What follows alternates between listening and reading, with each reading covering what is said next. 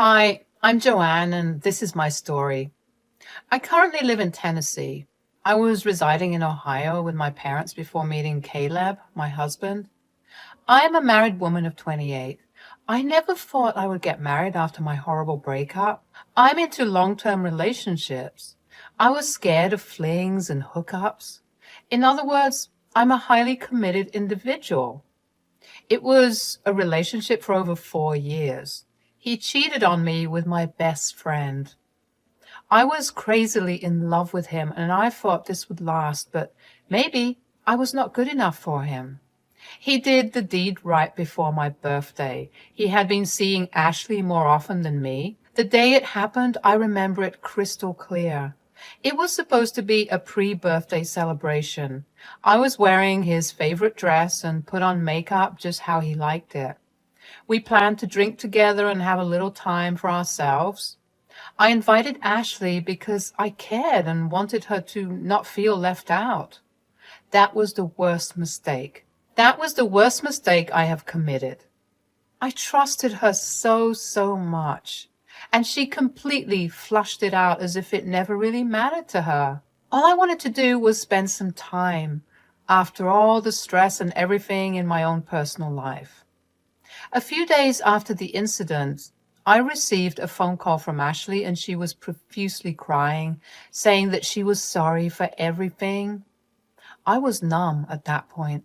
I didn't want to go on with it. Look, what's done is done. I don't want you to bring it up again. Please, I beg you. I understand. I didn't know this would happen, really.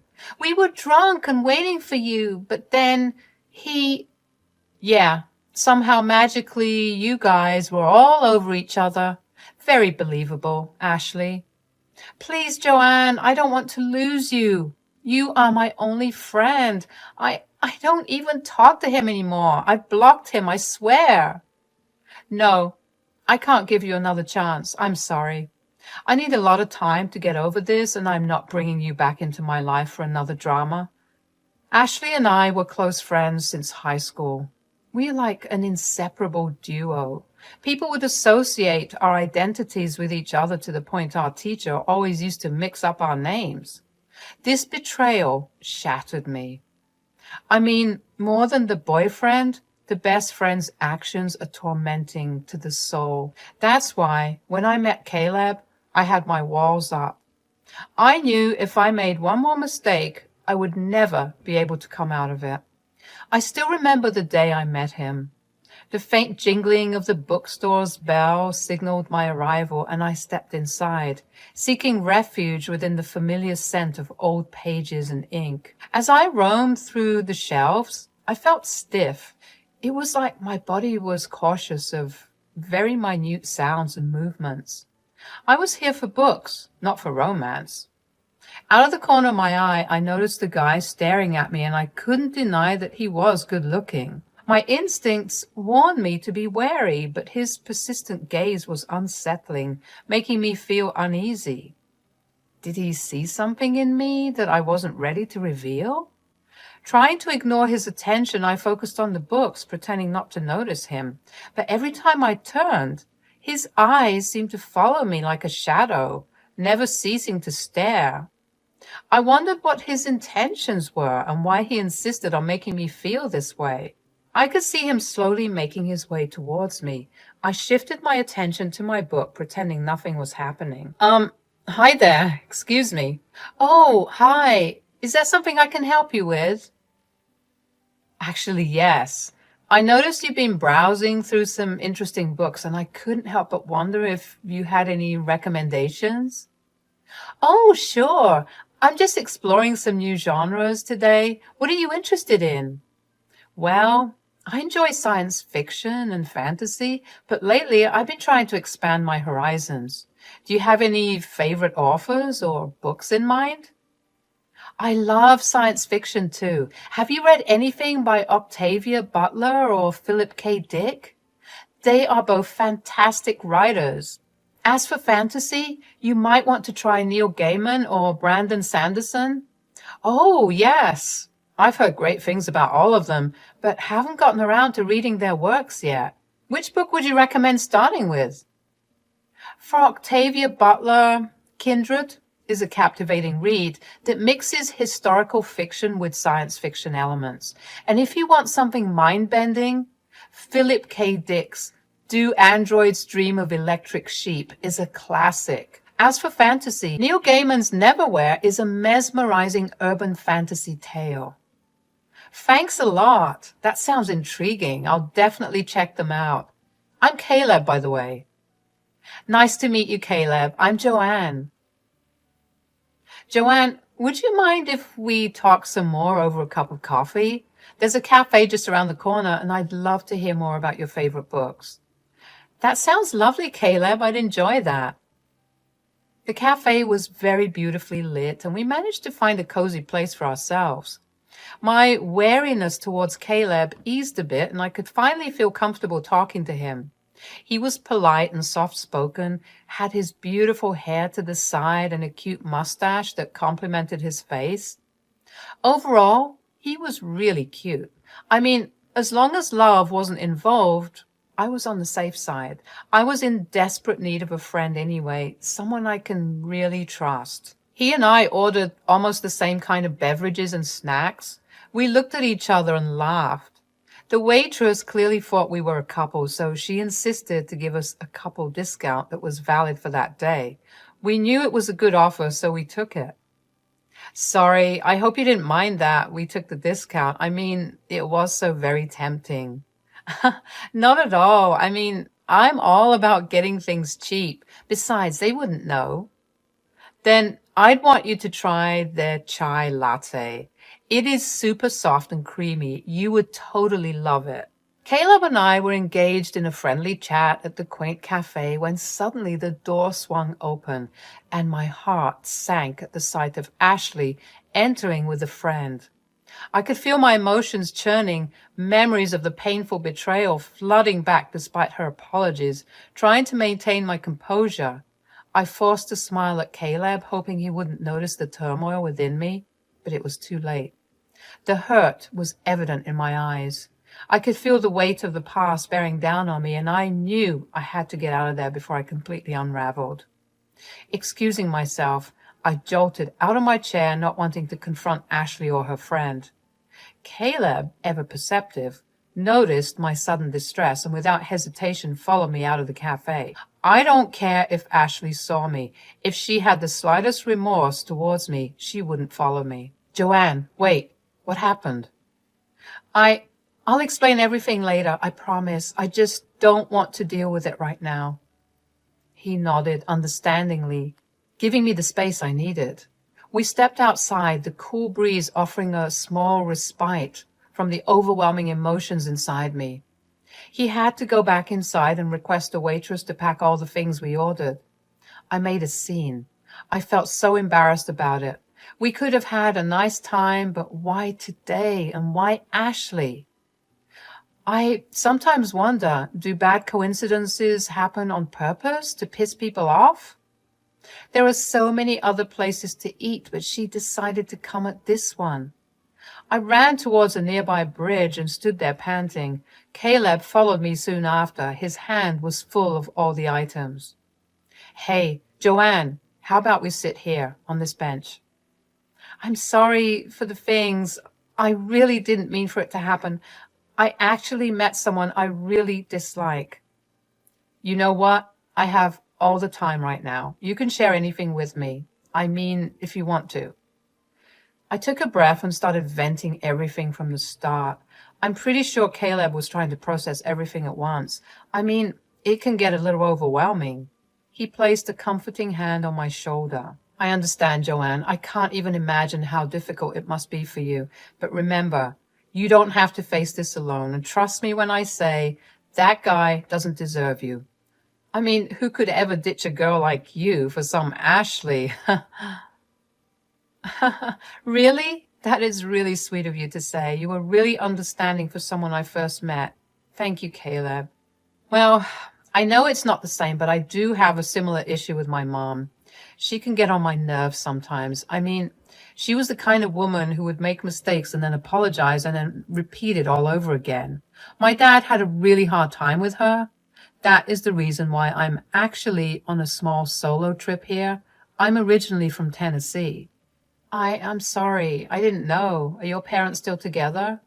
No, they separated ever since I was 15. But Mom refused to leave because she had nowhere else to go and my dad's money was her only source of income.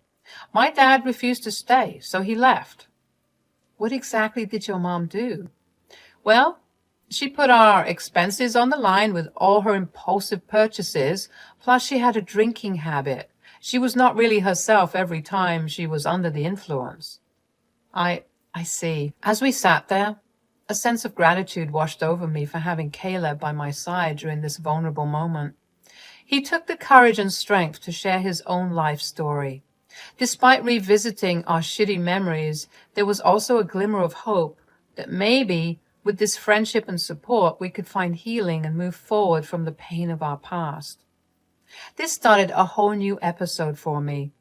After our unexpected encounter in the bookshop, Caleb and I continued spending more time together, forming an unexpected bond that felt both comforting and natural. Even though I tried my best to keep my guard up, Caleb's soft nature and warm composure broke down the layers of my walls one by one. He had a few more days to stay before he returns to his hometown. I felt sad. I really didn't want him to go, but he promised he would keep in touch. Will we ever see each other again? I have had a great time with you. I actually would love it if you can visit Tennessee. I can show you around, take you out on cozy cafes without Ashley suddenly ruining it. I might actually. It has been so long since I went anywhere without my parents tagging along. I've left my job recently, struggling to look for another one. So yeah, everything is so messed up in my head. I need a break. Caleb left after a week and I was left with a heavy heart. I went to see him off at the airport. I made a mistake. I fell in love. Again. I was in my room trying to process everything when my phone blinked. It was Ashley. She messaged, "Are you free? Gotta talk. Please." I had no energy left to deal with this bullshit. I fell asleep. The next day, I was out applying for other jobs when I got a text from Caleb. He said he was safe and his mother was throwing mad tantrums at him. He was really frustrated, so he locked himself in his room. I'm not going to lie when I say I was falling madly in love with him. I wanted to call him. This was just the beginning. I was letting him in my life. I had been hurt in the past, and the fear of getting hurt again had kept me guarded for so long. But with Caleb, it was different. He had shown me patience, kindness, and empathy, and I couldn't deny the genuine care and affection I felt for him. We didn't keep a proper check of the date, so I am unsure when exactly we started dating. It was long distance at first, but then I decided to meet him in Tennessee. His mother was extremely impolite, but Caleb somehow managed the situation. He mentioned to me beforehand that things might get a little difficult. Isn't that what love is? Being for each other? Caleb, need to tell you something. We were sitting on a bench in the park, the sun setting in a blaze of colors on the horizon. As I looked into Caleb's eyes, I realized that I couldn't keep pretending that my heart wasn't yearning for more. What is it, babe? You've been so patient and understanding, and I've come to care for you deeply. I can't pretend that I don't have feelings for you. I already know that, love. You are so cute. I wanted to say it to you up front that I really love you, Caleb. We hugged and stayed there for a while. I wanted time to stop, like literally. I wanted to give my heart a chance, just this one time. I made him visit my parents. We had a lovely time together. My parents were more than happy to see me healing and enjoying myself. They definitely looked at Caleb as an ideal son-in-law. Soon, Caleb and I decided to tie the knot. As I stood at the altar, my heart swelled with emotions. I couldn't believe how far we had come. From that chance meeting at the bookshop to this moment of saying, I do. All those moments of vulnerability, support, and love led us to this very moment. I looked into Caleb's eyes, and the love I saw mirrored back at me was overwhelming. We faced our fears, shared our deepest secrets, and supported each other through both joy and sorrow. Our love had grown stronger with each challenge we overcame, and I knew in my heart that he was my partner, my confidant, and my best friend. But I wish we had some respite. On the day of the ceremony, his mom barged into the venue, trashing everything around and screaming loudly, saying that I was taking over their lives. Caleb confirmed she was drunk. His friends came and took her away. She later apologized to Caleb, saying that she was sad. Oh, so that's why you decide to trash on my important day. You always do that. You are beyond help, Ma. I know I messed up. Please don't be mad, my baby. I was just cautious about who you were bringing home. Just shut up. You always do this. You have done it multiple times by now, to the point it is ridiculous. Just go back to your room. Please, dear. I've changed a lot. I promise I won't ever do this. I wanted to be a part of your celebration. Then I met up with Brian, and he gave me a small thing to drink. Brian, again? You never learn. And you know what? I have no hope for you. Caleb and I were trying our best to adjust to his mom. She would have weird tantrums, often yell at Caleb for no reason, and randomly demand him to take her out to a restaurant or a drive. Caleb tried his best to take care of her rancid behavior, but it was getting out of hand. We decided to move out soon, especially after the violent argument Caleb had with his mother a few days back. Jessie's attitude was a significant source of tension and difficulty for both Caleb and me. It was clear that she had trouble accepting me as her son's partner, and her possessive and controlling behavior caused numerous challenges for us. Caleb decided we should take another holiday. He secretly booked tickets for us. Are we really going to Australia? What the? I took a sick leave from work. I told them it was really urgent. I know this would be quite inconvenient and I would probably get fired, but I can't deal with this woman. Well, will it be like a honeymoon? Yes, of course. It is a honeymoon. Why else do you think I'm pondering over certain reservations? But I also have to buy a ticket for my dad. He wanted to visit Tokyo forever. Let's see what's available. We were talking really softly, but I could see Jessie trying to eavesdrop from the corner of my eye. Damn, she must think she was missing out. Ever since that day, she would insist on spending more time with her. I mean, I wouldn't really call that spending time. It was more attention-seeking. She would barge in on us while we watched a movie together or wanting to join us everywhere we went. Caleb told me to be very careful not to leak any information about the trip. But I had some other plans in my head. I wanted to see what happens. So one evening, when I was sitting alone on the couch, she came and sat right beside me. So, are you guys planning to go somewhere for, honeymoon? Actually, yes, we were. Either Japan or Korea. I mean, you can give a little bit of advice on which would be the best. Either one sounds good. I would suggest Japan. That seems just like the place for boring couples like you. Boring? You heard me. When I was your age, I was quite the stunner, and men used to flock around me in a snap. We had parties and booze and long drives. Quite the days. I would have been a free eagle if not for his wretched father. Stupid man, manipulating me to have feelings for him. Disgusting. I see. I'm telling you, woman, falling in love is trash, and it won't get you two anywhere. Caleb is just a bird in your cage, trapped and flightless. So freaking boring. Okay, enough, Mom. Leave us alone now. I turned around to see Caleb was back with groceries. He looked worried and angry, and he wasn't happy with Jessie sitting next to me. He put the groceries on the table and pulled me by the hand and took me to the other room, away from the mother. He tried his best to separate me from Jessie as much as possible. He told me he was looking for a different apartment. We would leave this house. He just couldn't bear living here, even for a second, especially now that I'm part of his life. A few weeks later, we were almost on our way to Australia. We were happy, excited, and relieved. I could finally see Caleb's eyes twinkle again. Also, I sometimes wondered, will his mom really follow us? Because if she does, she would have quite the surprise waiting for her. It's been 3 days since we were in Australia. We were roaming around, seeing places, when suddenly Caleb got a missed call. It was Jessie.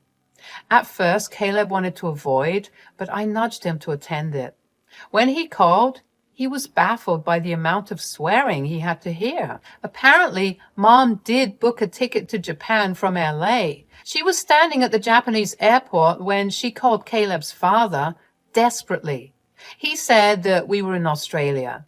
Now she doesn't have enough money on her to buy a ticket back home, so she requested him if he could manage to get her some. What a woman.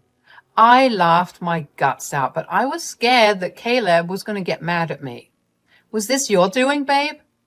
Well, I'm sorry. She was asking about it, so I lied. I really didn't expect she would actually do that. Oh my God. I'll apologize to her.